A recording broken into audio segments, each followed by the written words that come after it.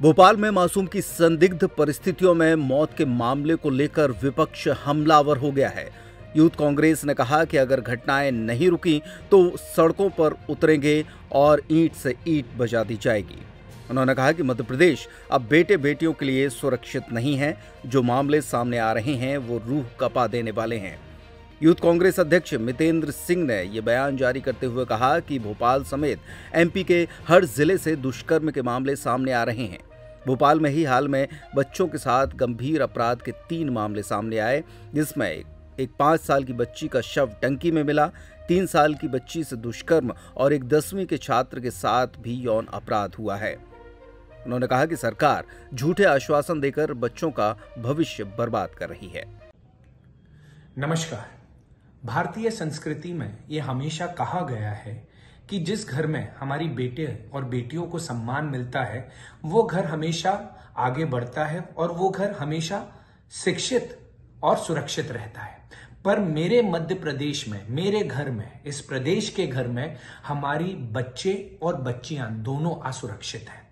मैं अपने रूह कांपते हुए शब्दों को तालमेल जोड़ रहा हूं कि मैं कैसे इस बात को कहूं और किस जिले से चालू करूं।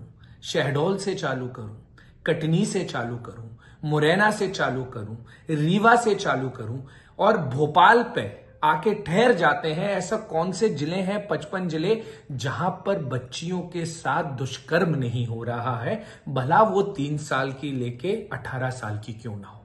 और ये सिर्फ मध्य प्रदेश में हो रहा है। मेरा निवेदन है, ये वो बच्चे हैं जो अभी जीवन के बारे में भी नहीं जानते और वो सही गलत नहीं जानते, पर इस मध्य प्रदेश की जो सरकार है उनके कानों तक ये बात नहीं पहुंच रही और उनकी रूह नहीं कांप रही है। और ये देखने को भी निरंतर मिल रहा है कि या तो उनके मुंह में दही जमा हुआ है, या तो उन्होंने आंखों में पट्टी बांध ली है, या वो ये समझ नहीं पा रहे हैं कि देखने के बाद भी अनजान बन रहे हैं और कोई टिप्पणी नहीं कर रहे हैं। अगर आने वाले दिनों में कार्रवाई नहीं हुई, भोपाल में जो अभी 3 हादसे हुए हैं, उन 3 हादसों में एक 5 साल की बच्ची गुम गई थी जिसको अभी पानी की टंकी में मिली है, 3 साल की बच्ची के साथ दुष्कर्म हुआ भोपाल में और एक 10 साल के बच्चे के साथ भी दुष्कर्म हुआ।